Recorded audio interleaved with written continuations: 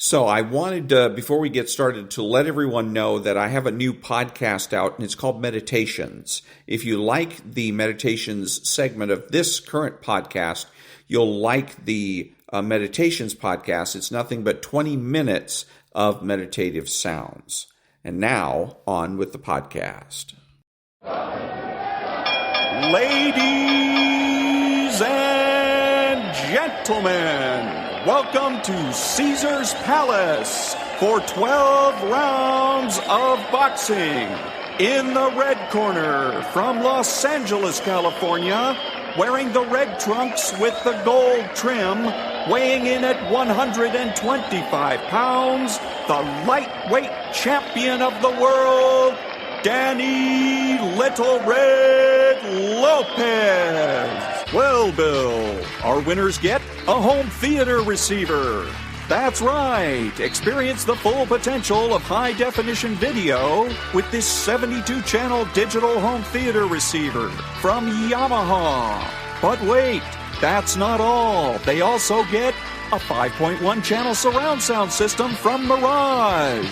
With 5 palm-sized speakers and a compact subwoofer cube, the MX 5.1 brings you huge immersive sound with Mirage's omnipolar technology. All from the Spiegel catalog, Chicago, Illinois, 60609. And they're taking closer order as down the stretch they come. Mr. Hot Stuff has 3 lengths to make up with chocolate candy last. On the rail, take the points behind that gallant son with chocolate candy gaining on the outside. In the lead is Pioneer of the Nile being tackled by chocolate candy. They're neck and neck as they come to the wire.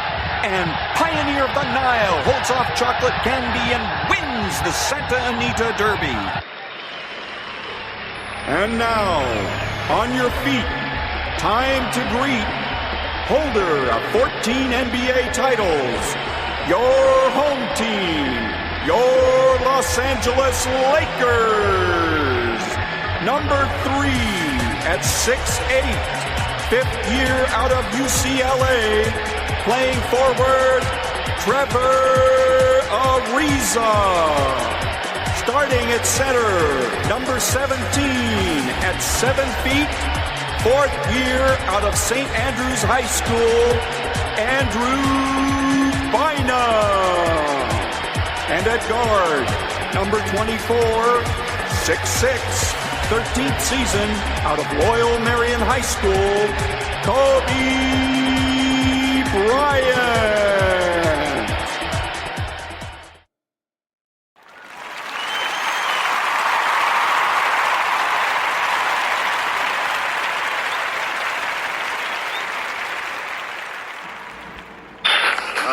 My house, I can't relax. Really? I got a dog. He drives me nuts. I got a dumb dog. You know, we call him Egypt. Every room he leaves a pyramid.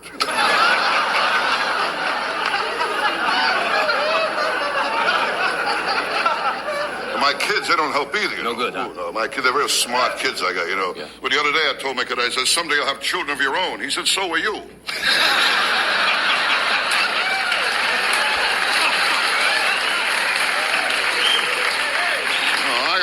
Mean kid, a very mean kid. He scotch tapes worms to the sidewalk, then watches the birds get hernias. Are you kidding me? Mean kid. Mean kid. And my daughter, too. She's no bargain either, my daughter. Are you kidding? Well, she's been picked up so many times, she's starting to grow handles.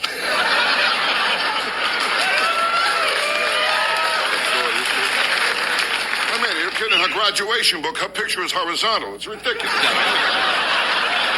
Shame. My daughter, they call her Federal Express, you know. What's that? Yeah, when she goes to a guy's apartment, she absolutely positively has to be there over.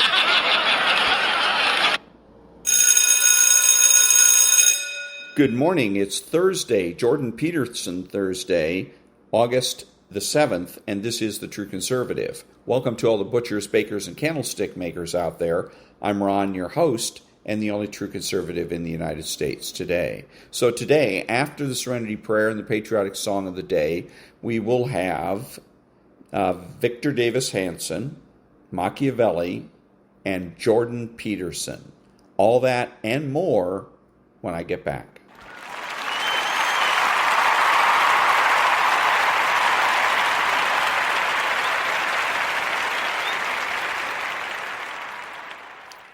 God, grant me the serenity to accept the things I should not change, the courage to change the things I should, and the wisdom to know the difference. Amen.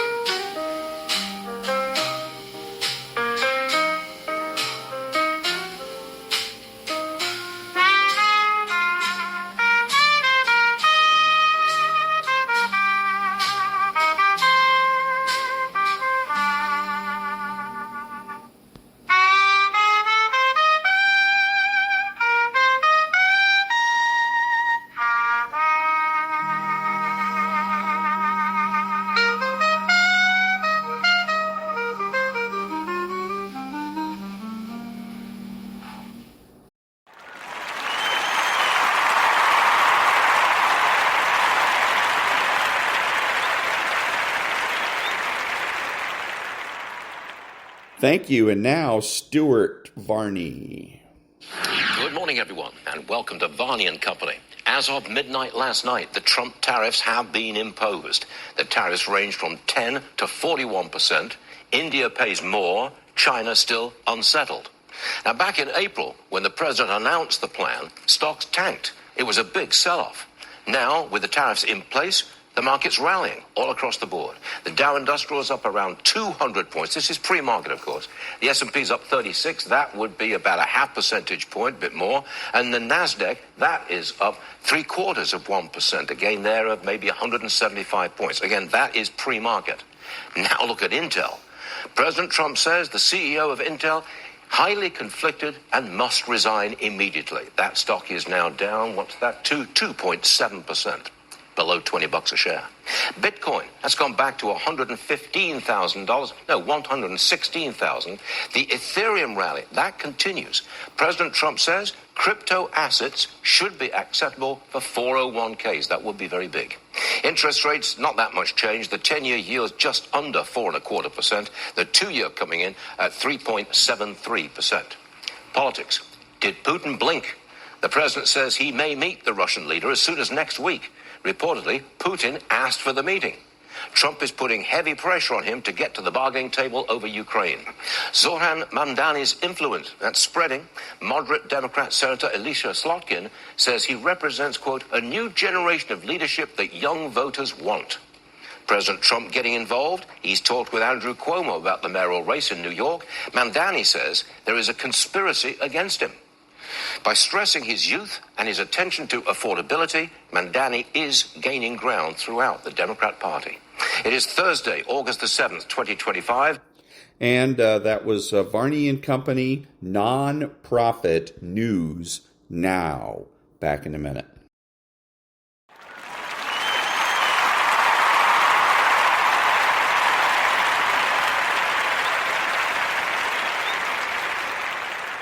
Thank you. Now, Victor Davis Hanson.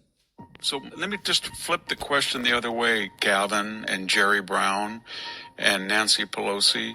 What did you think was going to happen when over the last 25 years you let in 10 million people into California that were undocumented? Where were they going to live? Where were they going to get medical care?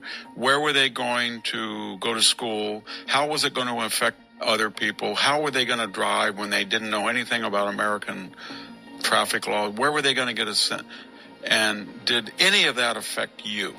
And the answer is no, it didn't affect you. It affected other people, poor people, middle class people.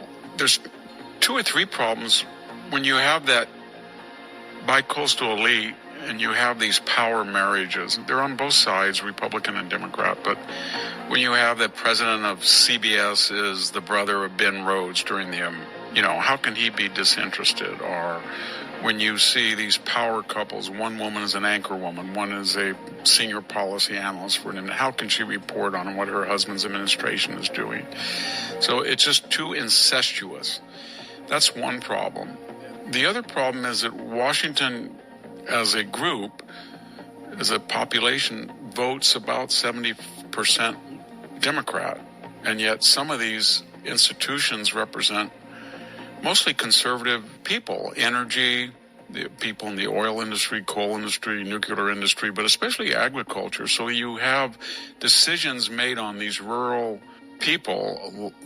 All of us are kind of relics from a bygone era, and yet their futures are being determined by people who are urban, living in Washington, D.C., that are far left, who have no idea where their food's coming.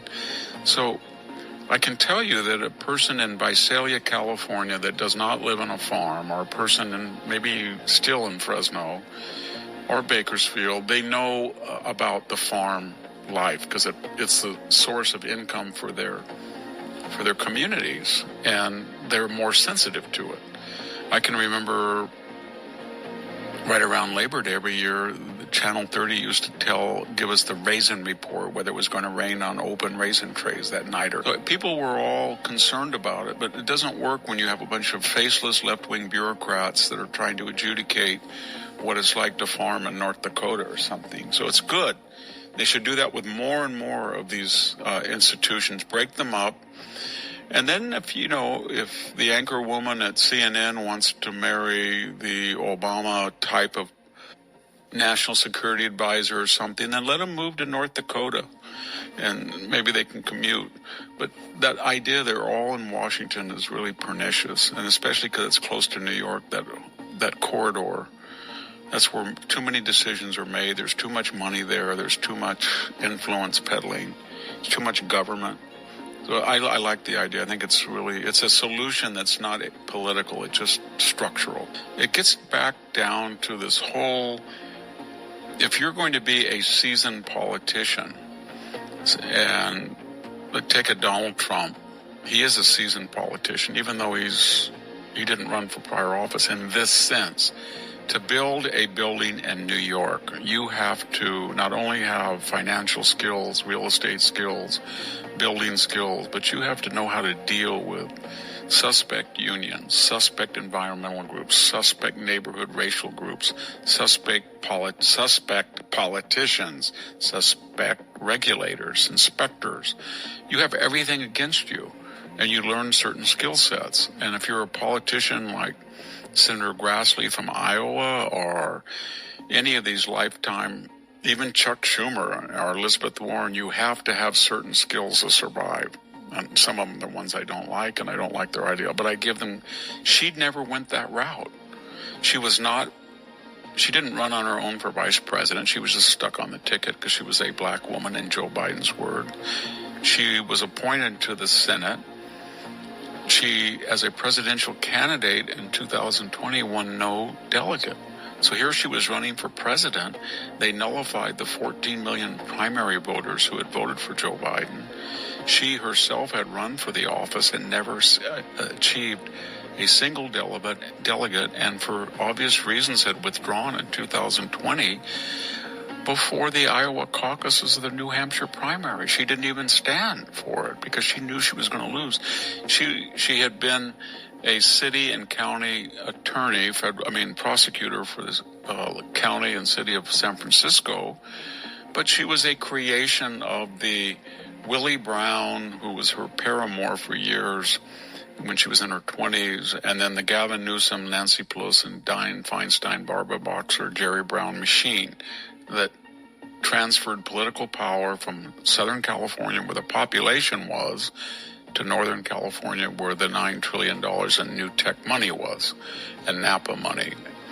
And that was what she was. She's never really been out on her own and in the fires of politics and having to hammer out position papers and debate back. It was all canned. And so you live by that, you die.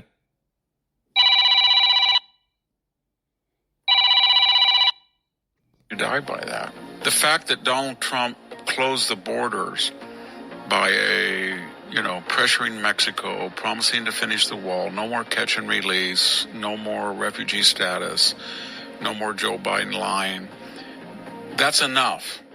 But we already had 20 million here illegally, and he let in another 12. So with 32 million people, Peggy Noonan, will decide it's cruel to deport somebody. Her philosophy seems to be it was moral enough to let somebody come in and break the law, but it's amoral to send somebody back home and enforce the law. There can be an argument. It is not amnesty. Let me repeat this. It is not amnesty. If she is correct that there are sizable numbers of people who fit 4 or 5 criteria. 1, they are working. 2, they're not on any public assistance. 3, they have no record of criminal activity, and I mean DUI. 4, they have been here a sizable period of time. Not the Biden people, but 5, 6, 7 years. 6, they are willing to admit that they broke the law and willing to be paying a fine. Just like if you're speeding and you get caught and you pay a fine. So then they will be given a brief window to apply for a green card, everybody, not citizenship, not amnesty. And that green card will be reviewed every year to see if they, A, are on public assistance, or B, have committed a crime. I don't know how many of the pre-existing 20 million people that would affect, but I know this, that if you did that, it would take the wind out of people like Peggy Noonan, who go into a fit of crisis when people say, oh, I can't believe you said something nice about Donald Trump. He's rounding up everybody. Because all Trump would have to say is, well, we're rounding up people that didn't fit the criteria. I mean, do you want people in here who don't work on public assistance? You want them here that commit a crime? You want to hear them that just leaped over the border? You want people here who are not willing to pay for a $1,000 fine? Or you want people here who don't even take the trouble to apply for a green card when they could? So that would give them a good argument. But to tell you the truth, I don't think that would be I don't think it would be 10 million people who would qualify. I think it would be maybe 4 or 5 million. and then you could deport. It would be a good argument for deportation of the people who didn't qualify. And I think it might be something to consider. But when I mentioned that in a abbreviated form, I got a lot of letters that were angry. Victor, you of all. I wrote Mexifornia 20 years ago. I outlined that then, that you could do that. But people don't read very carefully. I mean, there's a lot of checkoffs. You can't commit a crime, any crime that is, can't do that and stay here if you're illegal. You can't be on public assistance. You've got to be here for a long time and have a work record. You've got to be able and willing to say you broke the law and you were guilty of breaking the law and you're going to pay a fine. And you're not going to get citizenship. You've got to apply for a green card. And that shows you that we're going to audit you each year. And that's a lot of stuff that people won't do. And the other thing about Peggy Noonan is, I don't want to be ad hominem, but she has this bad tendency when there's an ascendant issue, and her sensory apparatus thinks that it's popular. Like when Donald Trump won in 2016, she wrote a series of, remember those op-eds about the people, and he was empathetic, and these are the people who belong somewhere. They're just not nowhere people. They're tied and they're rooted. They've been forgotten. And Donald Trump appealed. And then when Donald Trump, the Russian collusion and all that went after him, then he's screwed. The same thing about immigration. Well, this what happened at Martha's Vineyard, and 10,000 people a day is out of hand, and Donald Trump did something. But man, these ICE demonstrations, everybody's angry. His polls went down to 53% support on immigration. I better write an op-ed. That's not a good thing to do. If you want to write you shouldn't care about public opinion, but if you're going to write an op-ed and you do care about public opinion, it's better to be on the wrong side of it, because that gives people something to think about, not just to pile on what this. And that's what she does. She adjudicates what's the majority position, and then she's very afraid that her positions might incur wrath or alienation or isolation from people that she feels it's essential to be on good terms with. And we know who those people are. That's the Washington, New York elite, cultural elite, literary elite, political elite, corporate elite. And I want them to understand the brutal bargain that they rejected their homeland for whatever reason, and they chose to come to our country, and they were guests when they came.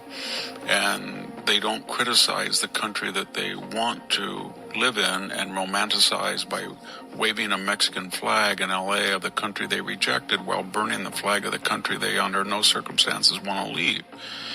There's another problem, and that is the Democratic Party has given the wrong messages. So we have first and second generation immigrants, many of them citizens, and second. And they come over here, and I'm thinking of Mr. Zoran Mondami or Ilhan Omar was an immigrant. He's an immigrant. Some of the members of the squad are first or second generation. And they immediately come over to this country from wretched places. Remember what Omar said? Things were much better in Somalia, and they weren't as bad. I looked how dirty it was here, or we didn't have a dictator in Somalia. That's the wrong attitude for an immigrant. It's the wrong attitude to go into a soccer game in the Coliseum in L.A. and see the crowd. I started noticing hair loss here. I didn't want to go bald. I needed to... And see the crowd rooting for the Mexican team, not the American team. So something's gone wrong with the whole thing, and it's because of numbers and no civic education and no legality.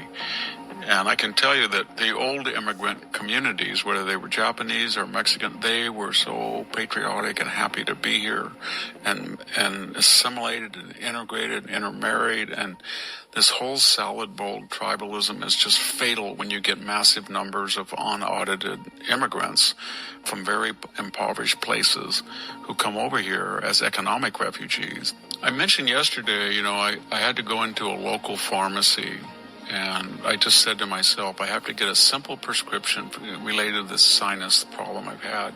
And I can tell you that there will be a line, and the amount of time that will take in line will be predicated on whether the person speaks English and is a citizen.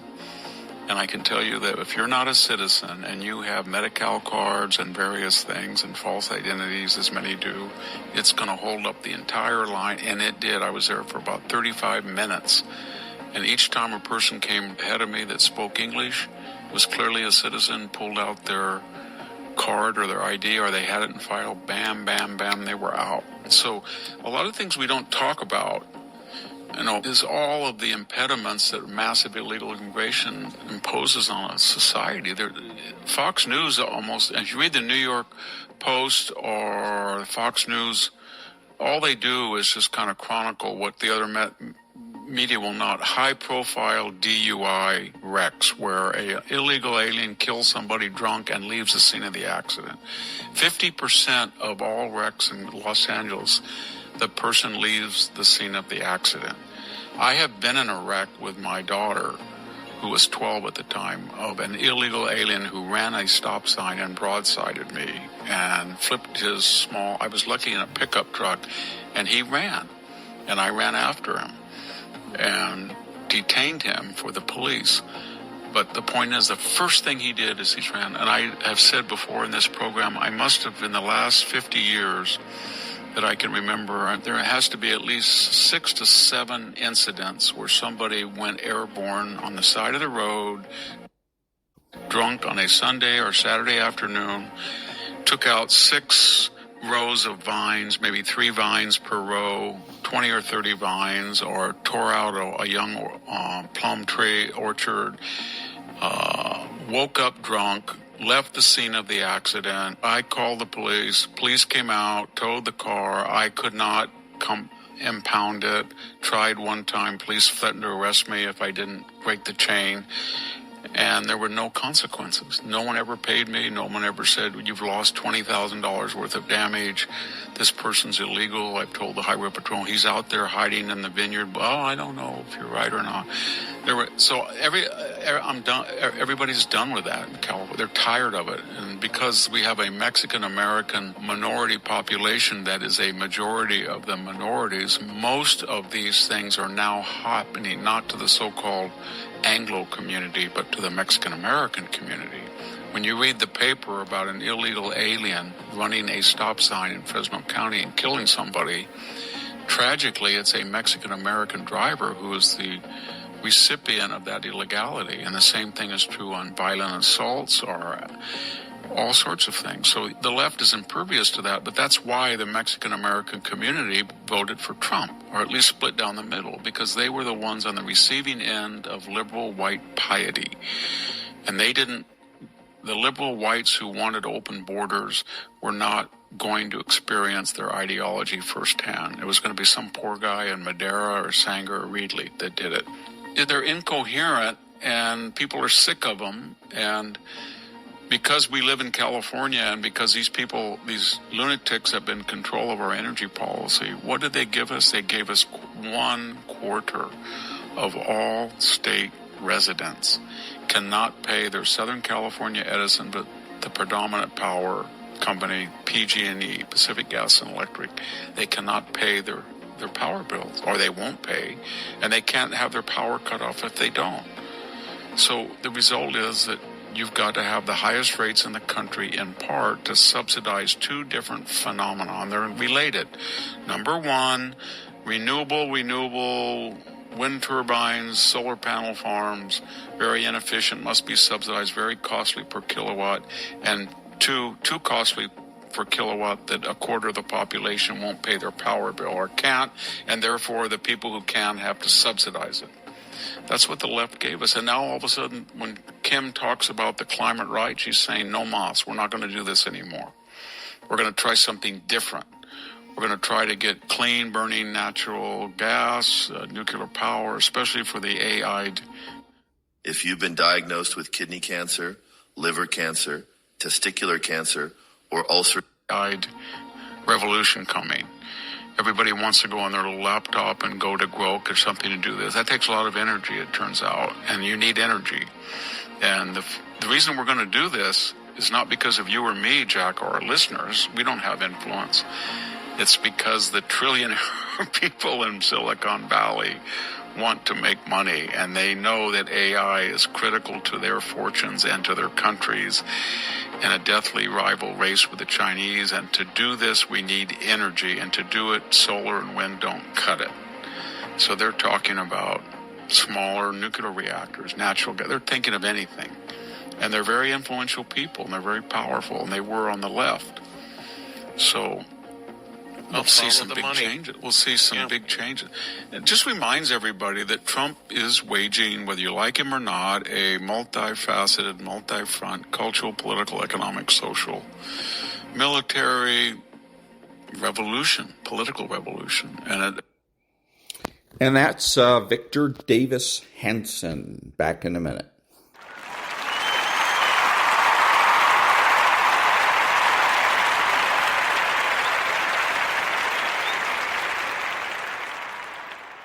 Thank you. And now, Machiavelli. Why do the most powerful people rarely explain themselves? Why is it that those who defend their actions often end up looking guilty, even when they're not?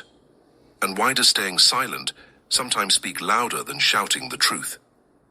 There's a trick, a psychological weapon hidden in the centuries-old writings of Niccolo Machiavelli, and it might just be the reason you keep losing arguments, respect, and control without even knowing it. In today's video, we're going to break down one of the most misunderstood rules of power. Never defend yourself. It's not just a strategy, it's a transformation in how people perceive you. But before we dive into Machiavelli's brutal truth, make sure to like this video, subscribe to the channel, and share this with someone who needs to reclaim their power. Let's begin. Let's get something straight. Defending yourself doesn't always mean you're wrong. But in the eyes of others, the moment you feel the need to explain, justify, or correct, you've already shifted the power. You've put yourself in a position of weakness. Why? Because defending is reacting, and reacting is submission. In psychology, we call this frame surrender, when you abandon your reality and enter someone else's. Machiavelli didn't use this term, but he mastered the concept. His principle was simple. The wise man does at once what the fool does finally, meaning he controls perception before perception controls him. Imagine someone accuses you of being selfish. You jump in, "That's not true, I just needed time for myself." On the surface, you're being reasonable. But what really happened? You've accepted their frame, you've allowed them to define the situation, and now you're defending a truth you never agreed to in the first place. That's not power. That's surrender with a smile. Machiavelli taught that a prince, just like any powerful person, must never let others dictate the battlefield. When someone tries to shame, blame, or corner you, their goal isn't truth, it's control. They want to make you dance to their music. The moment you start defending, you're dancing. But if you respond with silence, misdirection, or calm dismissal, you force them to confront their own uncertainty. You flip the power instantly. You make them defend their accusation instead of you defending your identity. Let's take a real-world example. You're in a meeting. A colleague says, "I'm surprised you didn't follow up on the email." The instinct? Defend. Explain. "I did send it. Maybe it got lost." Wrong move. That reply shifts the attention to your reliability. Now the room's thinking about your mistake, even if it never happened. Now let's try Machiavelli's way. You pause. Look them in the eye. Say calmly, "Is that so?" Then turn the question back. "Interesting. What made you think I didn't?" That subtle shift forces them to justify their assumption. You stay calm, in control, and respected. That's the game. That's the psychology. Defending yourself also triggers status collapse. Here's how it works. In every social dynamic, there's a perceived hierarchy. Who's leading, who's following. The moment you start justifying your choices, you position yourself lower in that hierarchy. You signal that someone else's opinion has enough weight to shake your identity. That's dangerous. People follow those who stand firm, not those who flinch. And when you defend, you flinch, even if it's in the name of being reasonable. Machiavelli didn't believe in truth for truth's sake. He believed in truth as a tool of power. If the truth serves your position, What if the best killers in the country face off in a tournament? That sent chills down my spine. Anything you can do, I can do backwards. So think, don't I? You're such a dinkus. Introducing Business Essentials, a powerful combination of business checking and card payment processing from U.S. Bank. Your position, use it. If defending it costs you status, stay silent. This might sound ruthless, but it's not about lying. It's about understanding that perception is often more powerful than reality. And defending yourself rarely changes perception. It usually confirms it. Let's talk about another psychological trap. The defensive spiral. It goes like this. Someone challenges you. You explain, they challenge your explanation. You explain more. Soon you're not even defending yourself, you're defending your defense. The spiral drags you into emotional exhaustion, and the more you talk, the weaker you look. This tactic is used in interrogation rooms, toxic relationships, and online debates. The longer you stay in the spiral, the more control you lose. The Machiavellian escape. Refuse the spiral. Say one thing. Say it clearly. Then stop. Let your stillness become discomfort for them, not for you. Now here's the genius of Machiavelli. He understood the power of strategic ambiguity. Sometimes saying nothing is saying everything. When you stay silent in the face of accusation or criticism, it does two things. First, it forces the accuser to fill in the blanks, often exposing their own insecurity. Second, it signals that you're above the drama. People start to wonder, what does he know that we don't? That curiosity flips the power. They chase your truth instead of you chasing their approval. But let's be honest, this isn't easy. We live in a world addicted to justification. You're expected to explain every word, defend every action, clarify every intention. If you don't, people assume guilt. That's the trap. Machiavelli's advice breaks the social norm. It's uncomfortable, but that's exactly why it works. Because when everyone else is explaining, the man who refuses to defend becomes a mystery. And mystery, my friend, is power. Let's dive into another principle from social psychology: dominance through silence. In high-stakes conversations, the person who speaks least often holds the most authority. Why? Because speaking is a form of seeking. You seek approval, understanding, agreement. But silence says, I don't need your validation. That's why great negotiators, elite lawyers, and political strategists use silence as a weapon. Machiavelli understood this centuries ago. The prince does not explain. He acts. And when challenged, he lets the silence challenge back. Now some might ask, what if you're being unfairly accused? Shouldn't you speak up to protect your name? Sometimes yes. But here's the key. Protect your name with results, not words. The more you try to prove your innocence, the more people assume you're hiding something. It's counterintuitive but true. Studies show that people trust those who don't rush to justify more than those who do. Why? Because confidence isn't loud. It's grounded. And nothing is more unsettling to a manipulator than a target who won't bite the bait. Think about powerful leaders, business moguls, military generals, even fictional characters like Michael Corleone or Frank Underwood.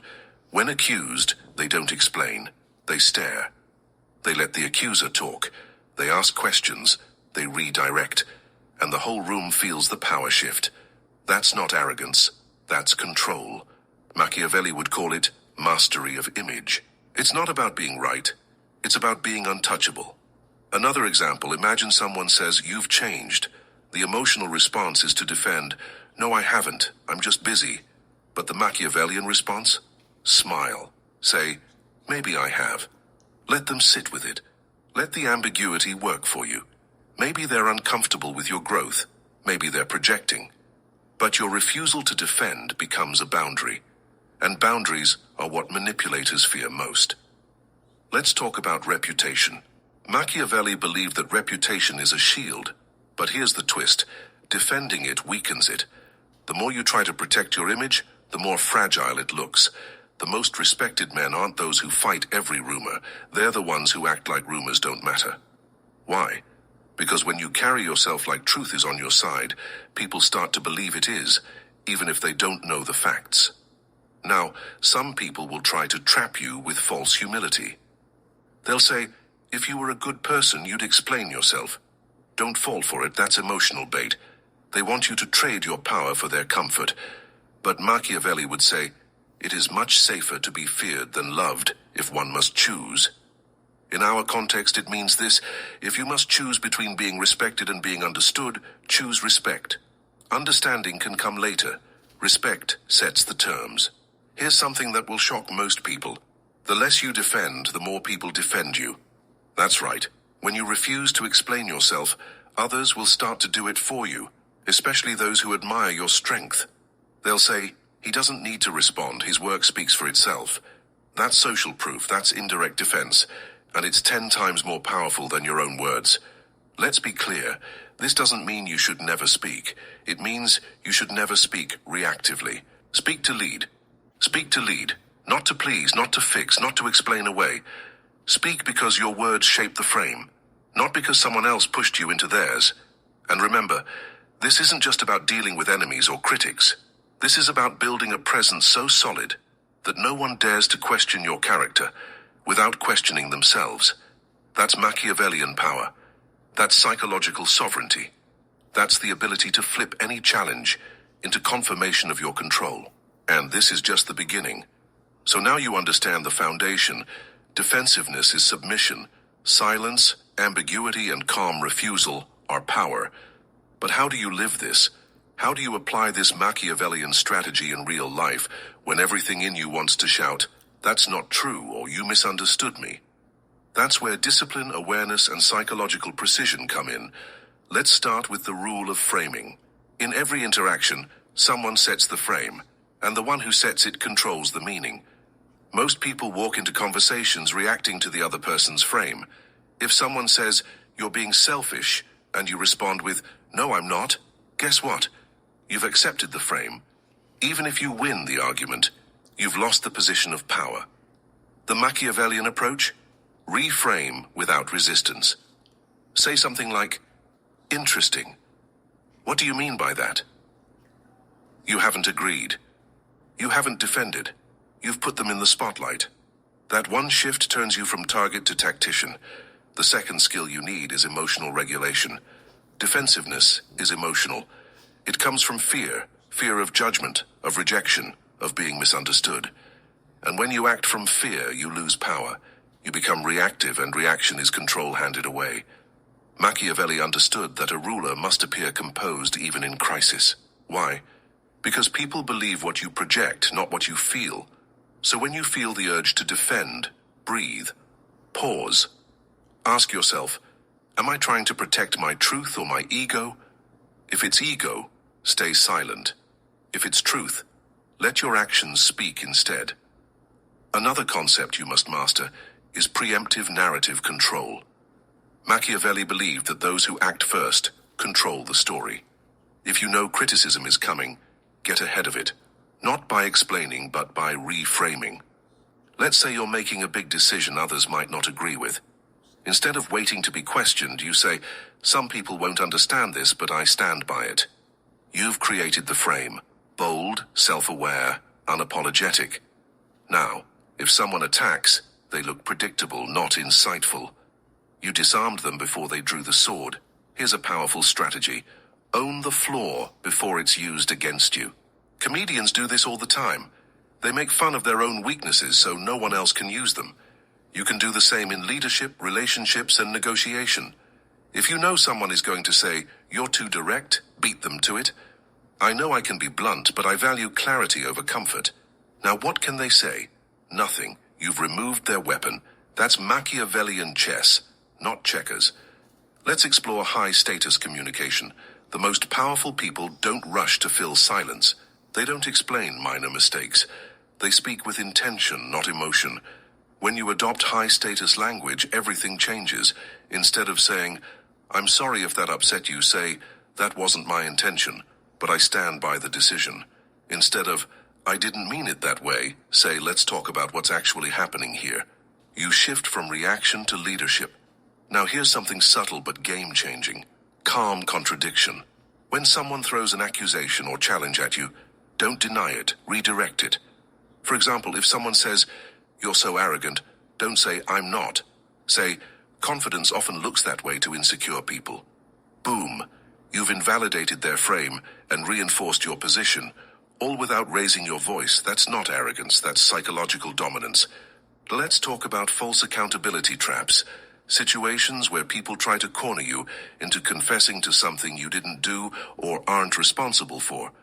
This shows up in toxic relationships, office politics, and public backlash. Someone says, "If you cared, you'd explain yourself." Don't fall for it. That's manipulation disguised as morality. Machiavelli would advise you to recognize this as a power test, not a moral appeal. Your best move? Return responsibility to the other person. Say, "If that's how you choose to see it, that's your right." No defense, no anger, just a mirror. And mirrors are uncomfortable for liars. Here's another tactic: delayed response. When someone tries to provoke you, especially emotionally, don't answer right away. Say, "I'll respond to that later." Then walk away. This throws them off balance. They were expecting an argument. Now they're left with their own discomfort. Later, when you do respond, it's on your terms, in your tone, with your frame. Delaying isn't weakness, it's strategy. It shows you're not emotionally hijacked. You're calculating. And calculated people are respected, feared, and followed. Let's shift to non-verbal defense. Sometimes words aren't necessary. The way you stand, the way you look at someone, the silence you hold. These are messages. When someone accuses you and you hold eye contact without flinching, you've said everything you need to. Machiavelli understood that fear often comes from what is not said. Use that. Be the presence that doesn't rush, doesn't chase, doesn't justify. Let people wonder what you're thinking. The unknown is intimidating. Another psychological principle to apply is reputation over rebuttal. Instead of trying to fix every misunderstanding, focus on building a consistent reputation. Over time, your actions will speak louder than accusations. If people know you as disciplined, loyal, and sharp, one rumor won't break you. Why? Because you've built social capital. And social capital is the real defense. Machiavelli knew that even a controversial prince could rule if he was respected. So don't chase fairness, chase strength. And fairness will follow. Let's explore power through principle. When you're attacked or questioned, and you respond not with defense but with principle, you shift the conversation to higher ground.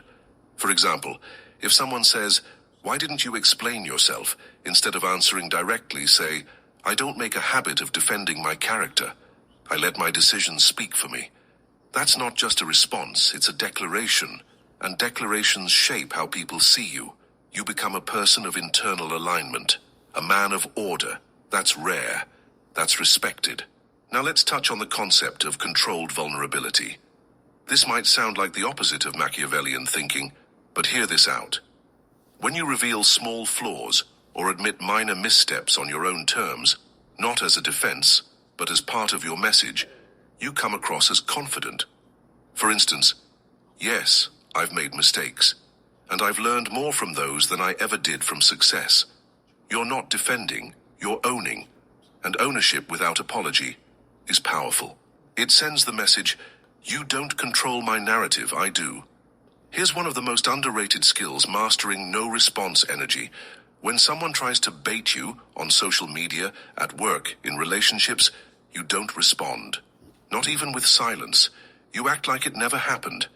This is psychological quarantine. You isolate their drama from your identity, and when they see you unmoved, unbothered, untouched, they lose energy. Remember, manipulators thrive on reaction. No reaction, no fuel. Let's revisit perception management, one of Machiavelli's deepest principles. He believed it was better to be perceived as capable than kind, feared than loved, respected than popular. Why? Because perception becomes reality. If people see you as someone who doesn't explain himself, they start believing you have nothing to prove. If you live that way consistently, you build an aura. That aura protects you, influences others, and reinforces your position. So ask yourself, Are you defending your truth or are you designing your image? Now, if you truly want to level up, you need to prepare your responses in advance. Don't wait until you're cornered to figure out what to say. Write down the most common accusations or attacks you face, at work, in your relationship, in your social life. Then craft short, calm, assertive responses that don't defend, but redirect, challenge, or neutralize. Practice them. Memorize them. This isn't paranoia, it's preparedness. And preparedness is power. Another key: mirror the question. When someone says, "Why did you do that?" instead of defending, say, "Why do you ask?" This subtle turn puts them in the hot seat. They now have to reveal their intent. You gain information, you gain time, you gain control. Machiavelli would call this leading from the shadows. You don't resist. You redirect. You make the attacker explain themselves. That flips the power every time. Let's close with this. The world is full of noise. Everyone's shouting, posting, explaining, defending. But the men who rise, the men who lead, the men who last, are the ones who speak less, mean more, and carry a presence that cannot be questioned. Be that man. Because in a world full of defenders, the one who never defends stands above them all. And that was Machiavelli. And all of these things that he's describing here, things that we need to get in the habit of doing. If we wait until there's some type of a crisis or a problem to use these tools and techniques, they're going to be it's going to be more difficult to make them work, because people are going to see the difference. If you normally explain yourself and then all of a sudden in a tight spot you say, "Well, gee, what are you talking about? What do you mean?" You start asking questions. They're going to recognize that you've changed your tactics, and they're going to they're not going to see it as, they're going to see you as somebody that is trying to hide something. So it's something that you want to start developing, and me too, immediately, and make this part of my life. Back in a minute.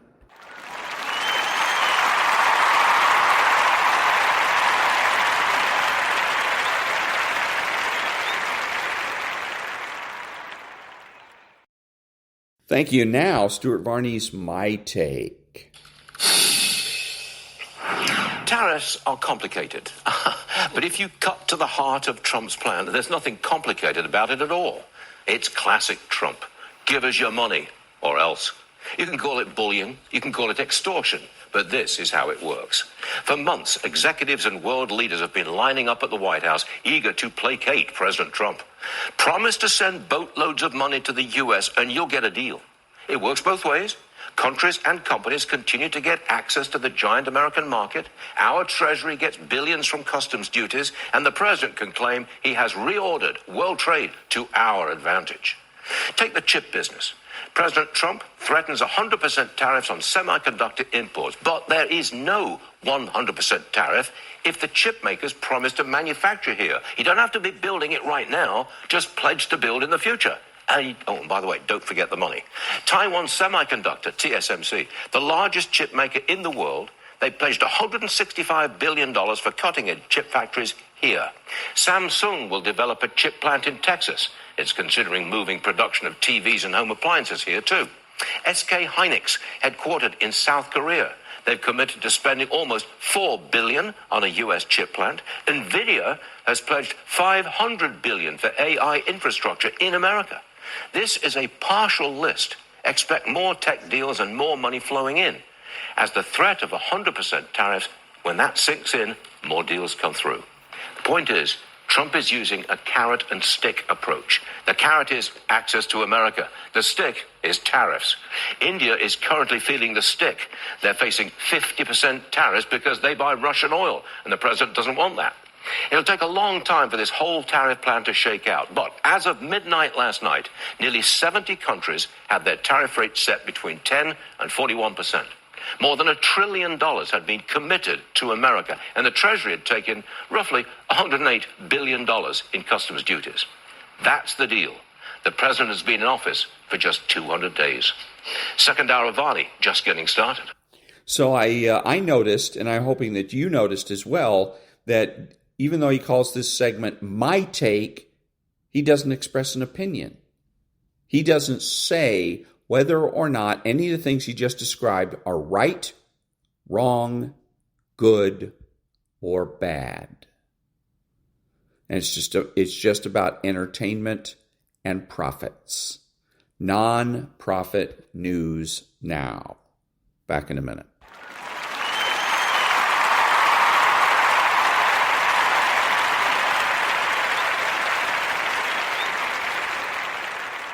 Thank you. And now, Jordan Peterson. Let's begin with something fundamental. If we're going to understand the unique power of what's often called a super empath, we first have to understand the psychological architecture of the relationship they most often find themselves entangled in, namely the dynamic between the narcissist and the empath. Now, this isn't just a pop psychology pairing that makes for catchy social media content. It's a deeply rooted psychological interaction with ancient archetypal implications. Think of it as the shadow meeting the light, only this isn't metaphor. It's pattern recognition at the level of human nature. A narcissist, clinically speaking, operates from a place of profound insecurity wrapped in a facade of inflated self-importance. Their identity is fragile. It's not an integrated self, but a constructed mask, a persona built to manipulate the environment in order to secure admiration, control, and emotional fuel. We call this fuel narcissistic supply. It comes in the form of attention, validation, even fear, whatever keeps the narcissist's ego afloat. And here's the crucial part. They seek relationships not for connection, but for utility. People aren't people in the eyes of a narcissist. They're instruments. Empaths, on the other hand, are wired almost antithetically. They feel deeply not just their own emotions, but the emotions of others. They have a kind of emotional permeability, an openness to the world that allows them to intuit pain, joy, deception, truth.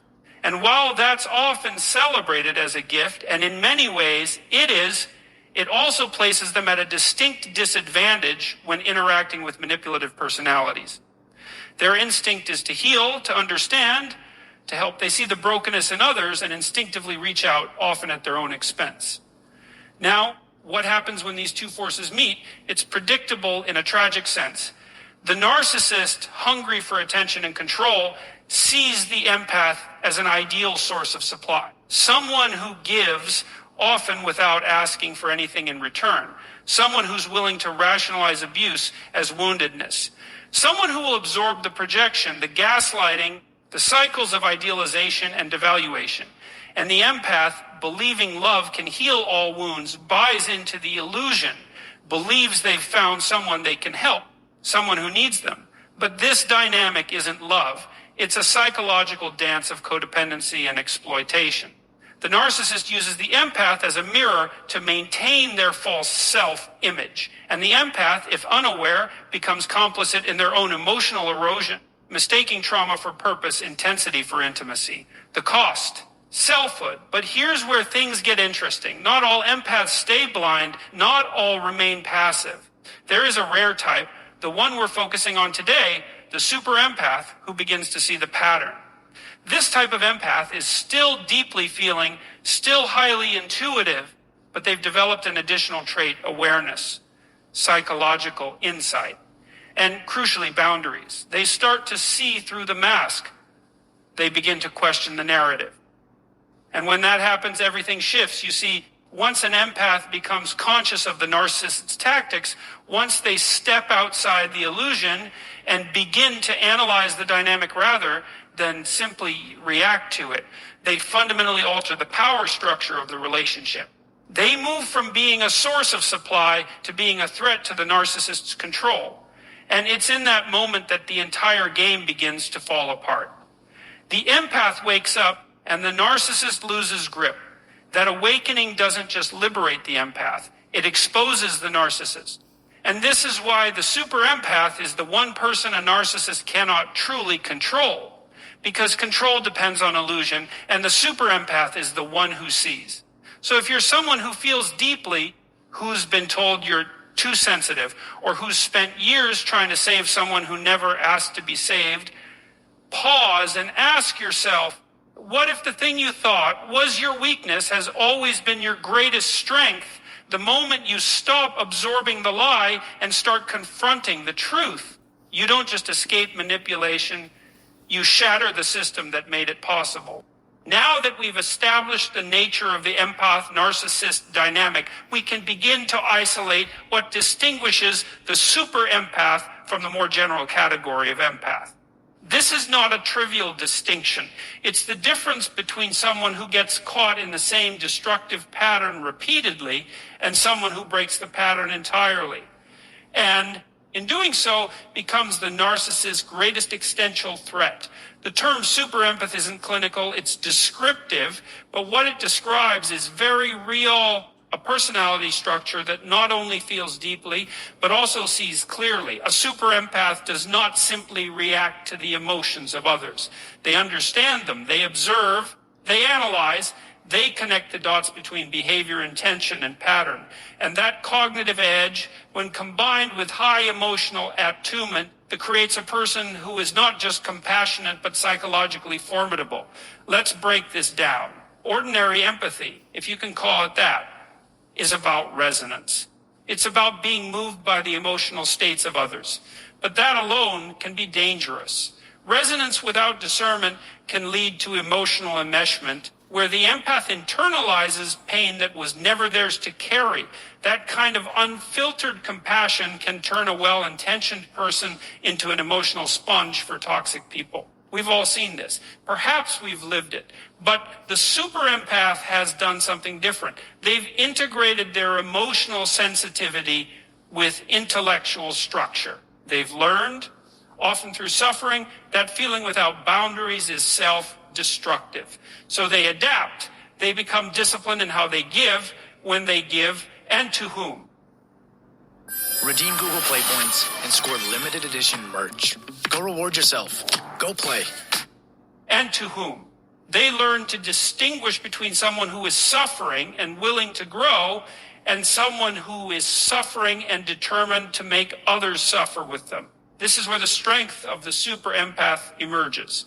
Contrary to popular caricature, their strength isn't softness. It's clarity. It's the ability to remain kind without being naive, to remain open-hearted without being easily manipulated, and to say no, clearly, firmly, and unapologetically when the situation demands it. And this, no, is devastating to the narcissist, because the narcissist depends on others remaining confused, emotionally overwhelmed, or trapped in self-doubt. But the super empath doesn't lose themselves in chaos. They become more focused. The more the narcissist tries to destabilize, the more the super empath begins to map the architecture of manipulation. And once they see it for what it is, they stop feeding it. They stop playing the role. You could almost think of the super empath as a kind of moral counterweight to the narcissist. The narcissist seeks power without responsibility. The super empath seeks truth, even at personal cost. And truth, real, unflinching psychological truth, is the one thing the narcissist cannot endure. It disrupts their illusions. It threatens the very foundation of their identity, which is built not on authenticity, but on performance.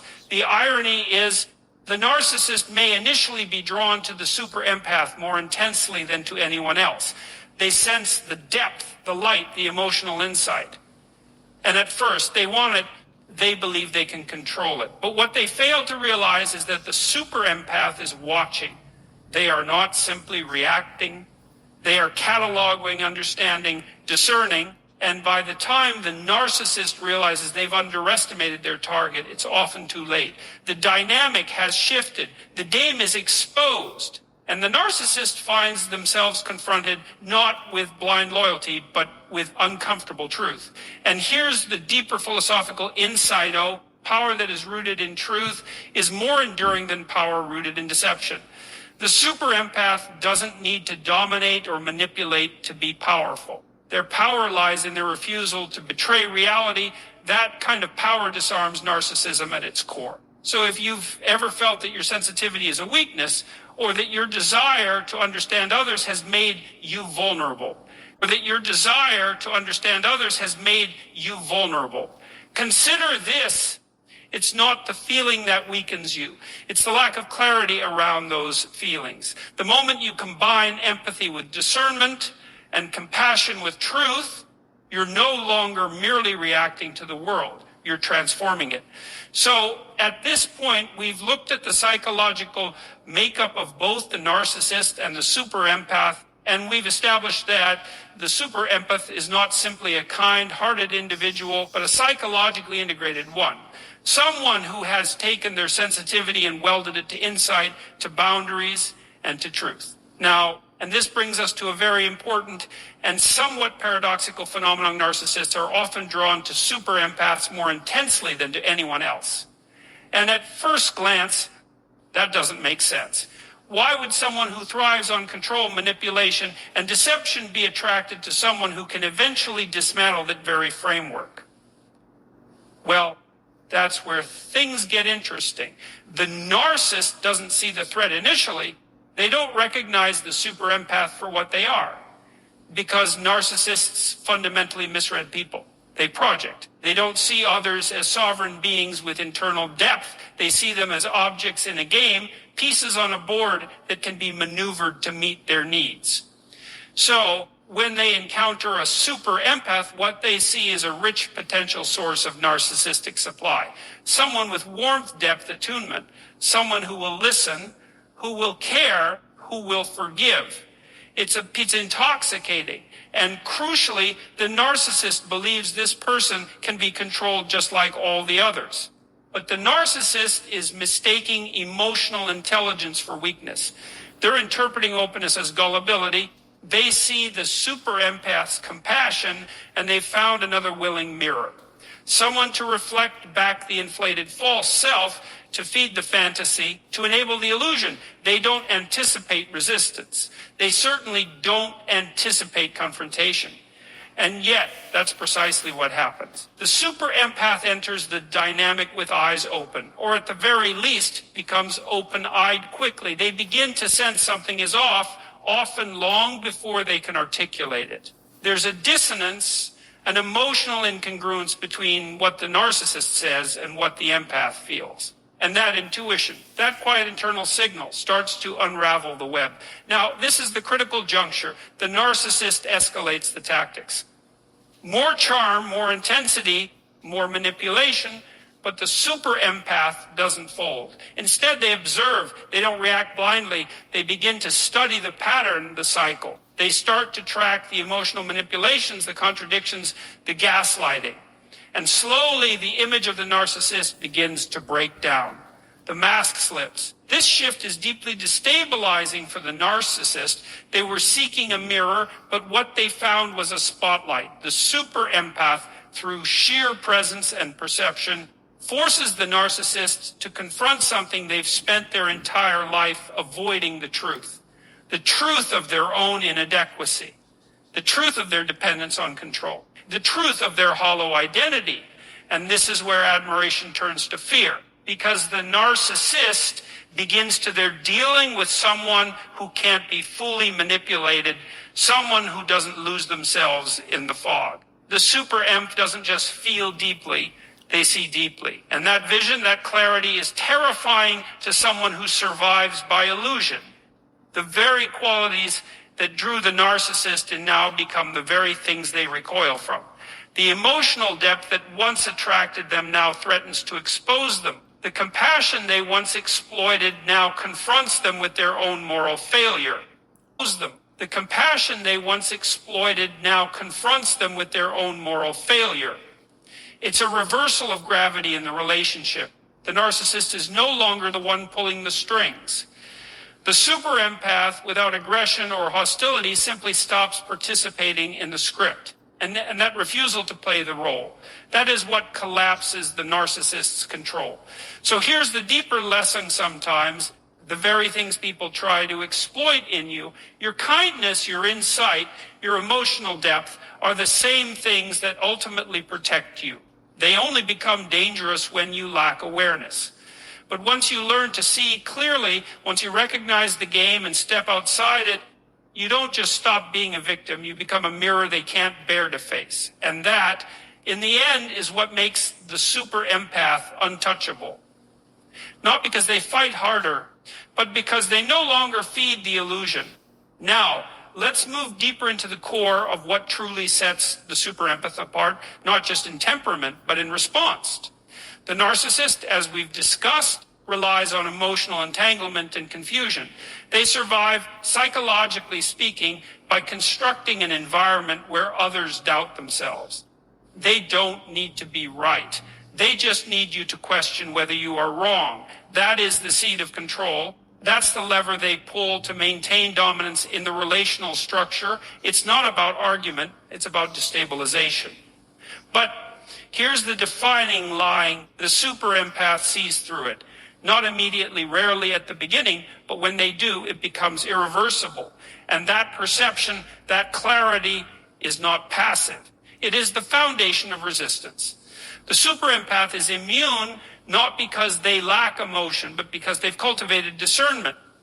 This is a psychological upgrade. It means they're no longer swayed by the narcissist's tactics, gaslighting, projection, triangulation, or love bombing, because they've seen the pattern. And once you see the pattern, you can't unsee it. This is what makes control ineffective. The illusion has collapsed and the mechanism is exposed. And we need to be clear, the narcissist's entire strategy hinges on remaining unseen for what they are. Their power resides in the mask, in the performance of virtue, of charm, of victimhood, of authority. But the super empath doesn't fall for the performance. They watch it, they study it, they learn from it, and eventually they speak to it. This is the moment the narcissist dreads, because once confronted, authentically, directly, and without emotional chaos, they're left without a script. They're not used to people naming the dynamic, articulating the psychological underpinnings, calmly describing the manipulation without rage or tears.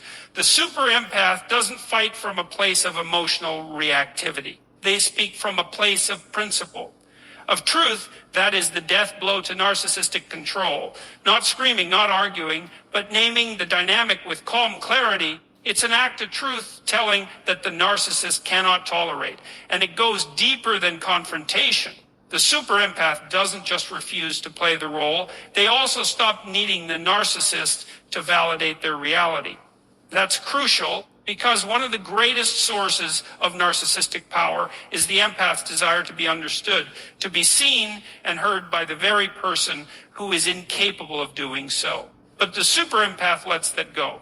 They stop asking the narcissist to care. They stop trying to make them see. They realize that some people do not operate within the same moral or emotional framework, and that realization liberates them. Now, we might ask, why is that so threatening to the narcissist? Why does that shift provoke such fear? It's because when the narcissist encounters someone they can't control, they're forced to confront their own limitations. They're no longer in charge of the narrative. And without control, without someone reflecting back their delusions, the narcissist is left with themselves, and they can't bear it. The super empath become, in essence, a psychological mirror, but not the flattering kind. They become a mirror of truth, and narcissists will do anything to avoid the truth. And yet, the super empath does not retaliate with cruelty. That's important. Their power isn't rooted in vengeance, it's routed in detachment, in refusal. They simply stop engaging, stop reacting, stop participating in the emotional puppet show. And this silence, this firm emotional boundary, is more powerful than any verbal attack. It says, I see you, and I choose not to serve the dysfunction. It says, I see you, and I choose not to serve the dysfunction. That's why the super empath can't be controlled, because their strength isn't just emotional, it's existential. It's the strength of someone who has reclaimed their mind, their values, their autonomy. They're no longer available for manipulation because they've developed an allegiance to reality over illusion. They're no longer available for manipulation because they've developed an allegiance to reality over illusion, to truth over comfort, and to self-respect over approval. So let me leave you with this. The most powerful thing you can do in the face of manipulation is not to fight harder, but to see more clearly. When you see the game, you don't have to play it. And when you stop playing, you win. There's something quietly radical about a person who not only refuses to be controlled, but who also doesn't retaliate with the same tools that were used against them. That's where the super empath separates themselves, not just from the narcissist, but from the typical emotional responses we tend to see in toxic dynamics. Because once the super empath recognizes the nature of the game, they don't just walk away, they rise above. And they do it with something the narcissist fundamentally cannot understand: moral strength. See, it's not enough to simply escape a narcissist. Anyone can leave a situation physically, but to emotionally and spiritually disengage, to remove your identity from the drama, to stop assigning meaning to the narcissist's validation or lack of it, that takes a kind of internal reorientation that few achieve. And that's exactly what the super empath does. They don't just detach in reaction, they transcend the entire dynamic. The narcissist, by contrast, remains fixated on power. Appearances, domination, always calculating how they're being perceived, always seeking control. Their internal compass isn't pointed toward truth or growth or goodness. It's pointed toward utility, what can be extracted, manipulated, gained. So when they encounter a person who not only sees them clearly, but who also refuses to reduce themselves to that same level of psychological warfare, they're left utterly powerless. They can't seduce. They can't intimidate. They can't provoke. And here's the kicker. They can't even matter, because the super empath has moved beyond needing anything from him at all. This is where moral character becomes an existential weapon, not in the sense of aggression, but in the sense of clarity and consistency. The super empath doesn't trade cruelty for cruelty. They don't try to win the game by out-manipulating the manipulator. Why? Because they're not playing the same game anymore. They've changed the field entirely. They've moved into a different framework, a deeper, more principled way of being that simply doesn't accommodate the narcissist's tactics. That's the power of transcendence. And this is not weakness. On the contrary, it's profound strength. Because when you choose to respond with integrity in the face of manipulation, you are doing something very rare in this world. You are choosing not to become what harmed you. And that is a kind of psychological alchemy. You've taken suffering and transmuted it into wisdom. You've taken betrayal and used it to define your own boundaries. You've taken emotional costs and turned it into clarity. What often gets overlooked in conversations about narcissistic abuse is this: the path of the super empath isn't just about survival. It's about transformation, and that transformation is driven by bitterness or revenge or a need to expose the narcissist. It's driven by a decision to live in accordance with something higher than pain. That higher standard may be truth or virtue or responsibility, but whatever it is, it becomes the compass that guides the super empath out of the fog. And when the narcissist sees that, they recognize, often too late, that they've lost something they can never replicate. Because while they can attract attention, they can't command respect. While they can demand compliance, they can't inspire trust. And while they can create fear, they cannot evoke reverence. But the super empath, by maintaining their integrity, evoke something far more lasting than control. They embody dignity. That's why narcissists fear the super empath, not just because they can't control them, but because they can't corrupt them. They can't bend them into becoming a version of themselves. And that unyielding resistance to moral compromise, that calm, principled refusal, is the ultimate defeat. So here's what I'd leave you with: strength isn't just about pushing back. Sometimes it's about refusing to sink. When you stay anchored to your values, when you respond with clarity and not chaos, when you choose character over revenge, you don't just walk away from toxic power. You rise so far above it that it can't reach you anymore. At this point, we've walked through the structure of the narcissist's game, the psychological makeup of the super empath, and the extraordinary ways in which the empath subverts, confronts, and ultimately transcends the dynamic. But all of that Awareness, resistance, moral clarity only takes on its full significance when it leads to freedom. And not just the freedom to walk away, but the freedom to redefine yourself outside the narcissist's gravitational pull. That's what this final phase is really about. It's not just the end of a toxic relationship, it's the rebirth of the self. Because let's be honesting, when you spent time under the influence of a narcissist, whether in a relationship, a family, a workplace, you come out of it changed. You've likely been emotionally destabilized, maybe even spiritually fractured. You may have questioned your own worth, your own perception of reality, even your own sanity. And for many, that questioning doesn't stop the moment the narcissist is gone. The residue of their presence lingers like a psychological fog that distorts how you see them, but how you see yourself. This is why healing isn't passive. It doesn't happen just because time passes. Healing is a process of conscious reconstruction.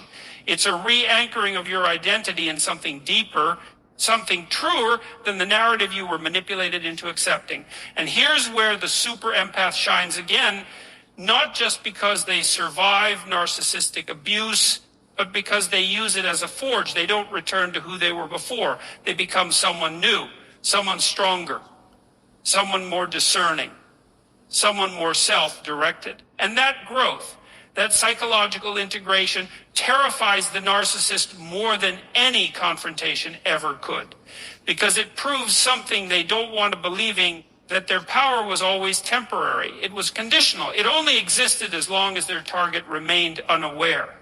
But now, the super empath is not only aware, they're transformed, and they're no longer operating within the narcissist's psychological universe. They've built their own.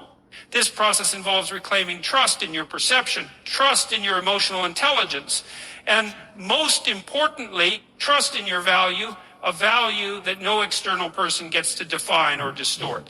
It's about no longer needing someone else's validation to feel real.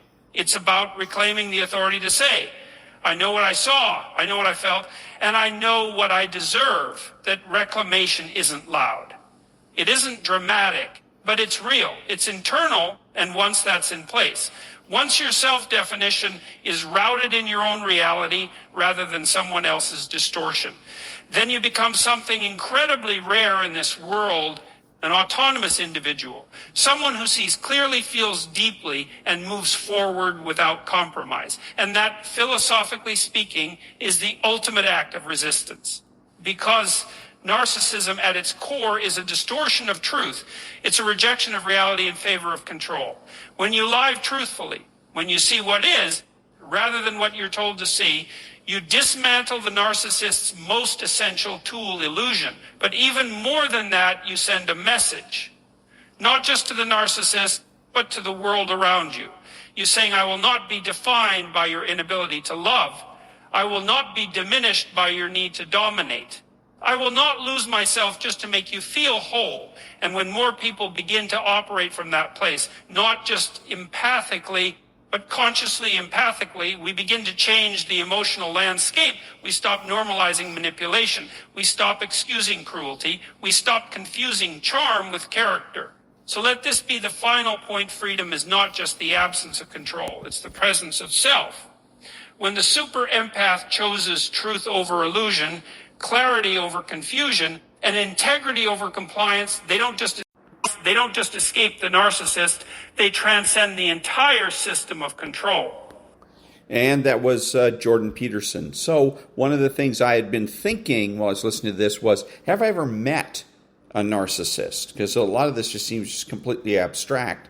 And then I realized that I had, but that all of these people that I would describe as narcissists are addicts. They're either alcoholics or drug addicts, because they fit the narcissistic label almost to a T, because they're self-absorbed and they're highly manipulative.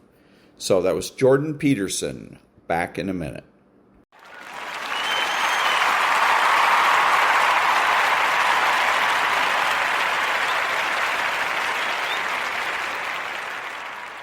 Thank you. And this is Ron, your host, the only true conservative in the United States today, bidding adios to all the butchers, bakers, and candlestick makers out there, and reminding you that feminism is power for men.